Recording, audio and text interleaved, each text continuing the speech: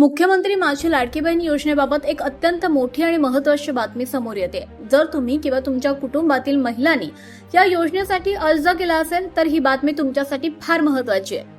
योजनेसाठी आवश्यक असलेली ई-केवायसी दुरुस्तीची मुदत 30 एप्रिल रोजी संपली असून त्यानंतर झालेल्या पडताळणीत तब्बल 80 लाख महिला या योजनेसाठी अपात्र ठरवल्याचं स्पष्ट झालंय। सुरुवातीला या योजनेमध्ये 2,46,00,000 महिला लाभार्थी होत्या, मात्र शासनाकडून कागदपत्रांची कडक पडताळणी केल्यानंतर आता पात्र महिलांची संख्या थेट 1,66,00,000 आली आहे। म्हणजे सुमारे 80 लाख महिलांचा लाभ बंद करण्यात आलाय। या पडताळणीमध्ये कुटुंबाचं वार्षिक उत्पन्न 2.5 लाख रुपयांपेक्षा कमी असणं तसंच इतर महत्त्वाच्या निकषांची तपासणी करण्यात आली।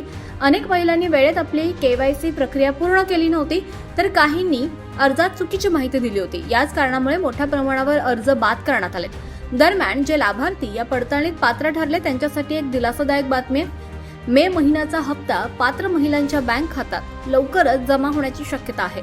सरकारकडून याबाबतची अधिकृत घोषणा कोणत्याही क्षणी होण्याची प्रतीक्षा आहे। राज्यातील महिलांशी जोडलेल्या या मोठ्या अपडेटवर तुमचं काय मत आहे आम्हाला कमेंटमध्ये नक्की सांगा।